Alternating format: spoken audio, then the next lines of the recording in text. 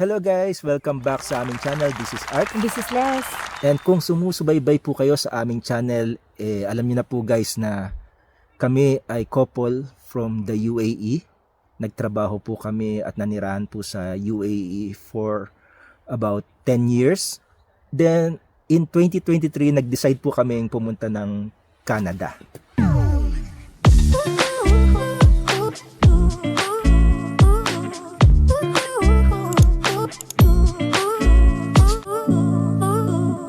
In today's video guys, pag-usapan natin ano ba yung kagandahan ng UAE compared sa Canada.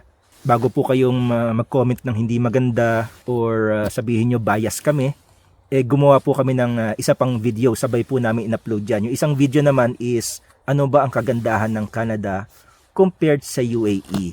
Yun nga guys, kasi naniniwala kami guys, walang perfect na bansa. So lahat po yan meron pong pros and cons. So ibig sabihin na mismo yung UAE. Na-miss ko yung UAE. Pero may pros and cons po lahat ng tirahan nyo. Kahit tumira po kayo sa Switzerland, tumira po kayo sa Australia, meron pong pros and cons yan compared sa Pilipinas, compared sa Canada, compared sa UAE. Remember that. Put it in your mind. So ko-compare natin. Pero in today's video guys, mag-concentrate po tayo ano ba yung kagandahan ng ano po yung lamang ng UAE compared sa Canada. Yan. So yan, may listahan po kami, magsasabi po kami ng 10. Yan. So number 1. Alam ko na una. Ano yung number 1? Walang tax. Yan. yan lagi ang pinagmamalaki ng ng UAE, which is true. Kapag sinabi sa iyo na 10,000 dirhams ang sahod mo every month, sigurado yang walang kaltas maski 5 duling. Sana all. Kaso nung nagtrabaho kami dun sa UAE guys, 3,000 lang ang sahod ko.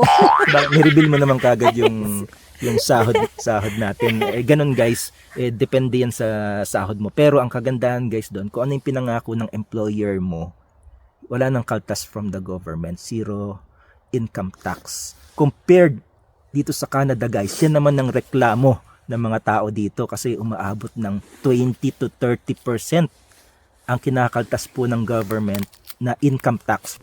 That's a very, very big problem. So kung sumasahod po kayo ng 100,000 per year, 30,000 doon mapupunta sa government. Pinakamasakit pa guys is kung mali-mali ang pagkaltas ng HR. Kasi pagdating ng tax refund, Tax season. tax season, wala ka na ngang refund, mag-aabono ka pa, magbabayad ka pa kasi kulang ang tax mo. It's payback time. Yun nga, every year kasi kinukompute Yun yung tax. ang ouch. Then after that, yun yung surprise. Minsan pag mali yung computation ng trabaho mo, Yeah. mayroon ka tinatawag na tax owing. Imbis na wala ka nang iniisip, yun. Dun sa UAE, wala ka nang iisipin guys kasi kung ano yung sahod mo, yun, matitake home mo na siya. So number 2, better peace and security. Yan, yun ang napansin namin guys, dyan sa UAE, Yeah. ang mga tao takot sa batas. So takot po kasi ang mga karamihan ng mga tao dyan sa UAE, mga expat, so takot sila sa mga status nila, na mawala sila ng status, mapauwi sila sa kanilang bansa. So lahat po ng mga tao diyan sumusunod po.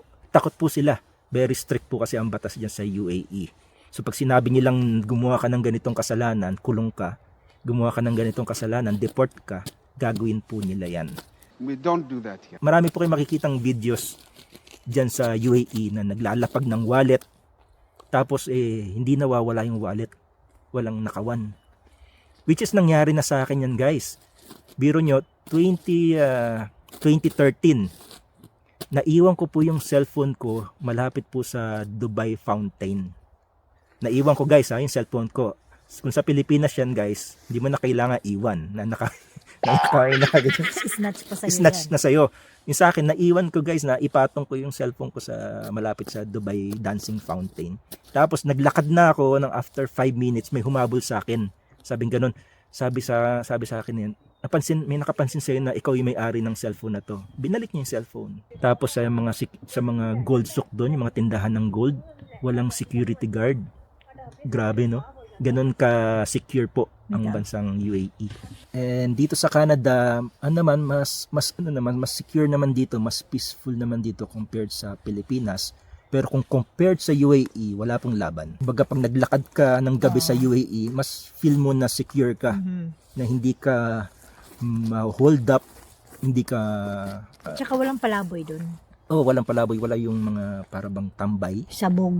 Walang Oo. sabog dun sa... Kasi dito maraming sabog na nasa kalye-kalye. So, Kasi nga dito legal po 'yan. Yan. itong ang city na tinitirhan namin guys nasa top 10 na siya Sa almost 3 years namin dito, wala naman kaming na experience na worse.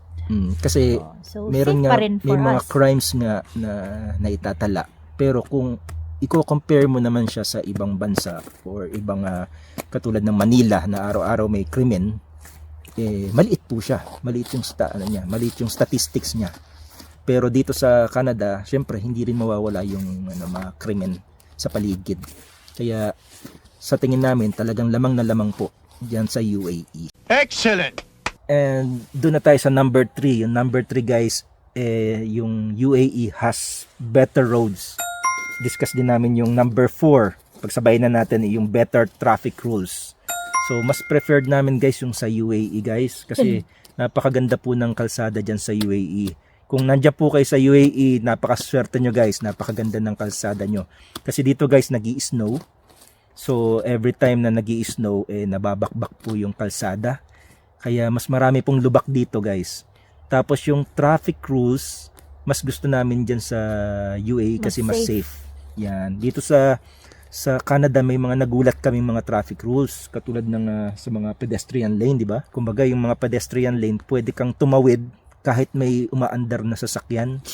Yun, pwede kang may makasalubong, so pwede kang maaksidente. And I've decided that I want to die. Pwede kang masagasaan anytime. Yun. Kung hindi nag-iingat yung driver.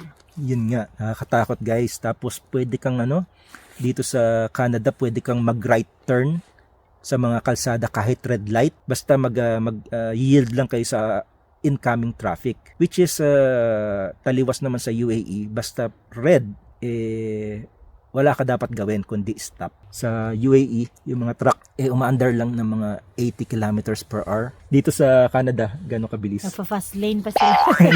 Nagpa-fast lane pa guys yung mga... Nag-110.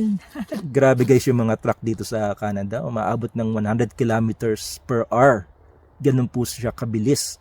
Ang malupit pa nun, may mga bato sa kalsada minsan kasi after ng winter, may natitirang maliliit na bato. Tumatalsik siya.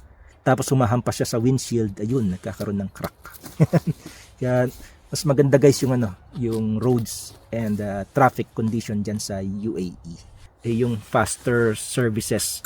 Napakabilis po ng services dyan sa UAE. Ano ba yung mga sinasabi ko, lalo na sa mga ospital?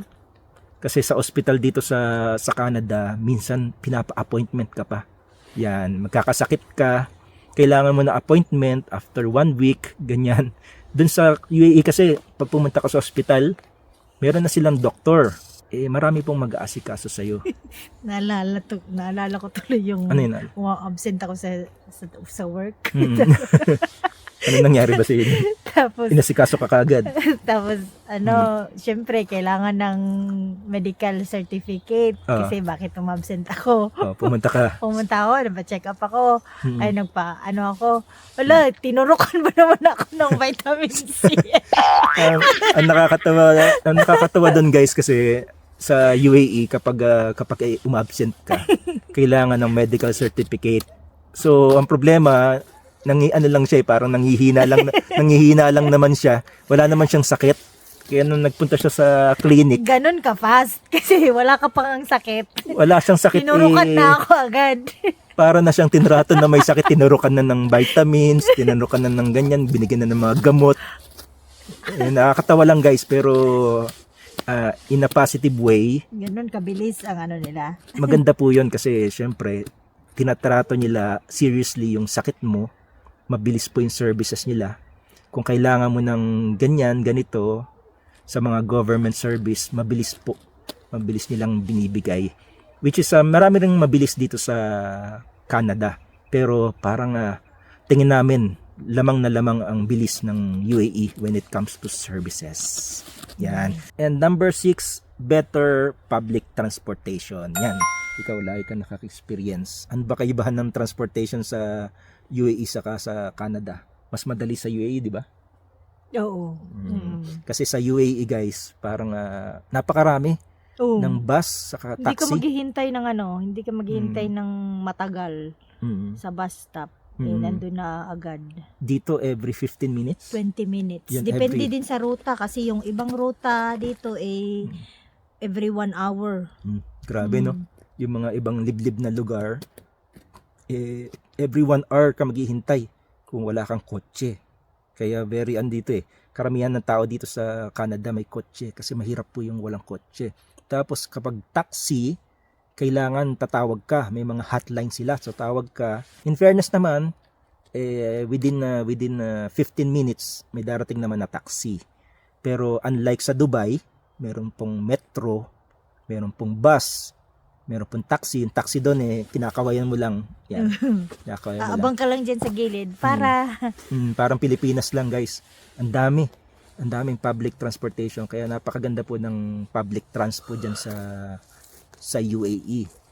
Perfect. Number 7, sunny most of the time. Yan, napaka-araw po sa UAE, kaya kung mahilig po kayo sa sunny weather, napakaganda po ng liwanag sa UAE. Umaabot po ng lamig na mga 16 degrees kapag winter, pero maaraw. So, bihira po yung time na cloudy at maulan. Yan, bihira po yan. Kaya kung gusto niyo po ng maaraw o maliwanag na kapaligiran, lamang na lamang po ang UAE compared sa Canada.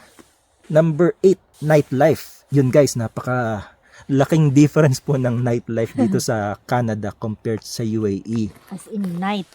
Yan, night and day. As in night, as in 10 o'clock. Yun, 10 o'clock, marami pang namamasyal sa UAE, lalo na sa Dubai. Yung mga malls doon, dumadami pa lang yung tao.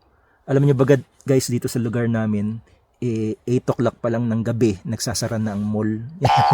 Pag weekdays. Pag weekdays, pag weekend. Pag weekend, 5 o'clock. What?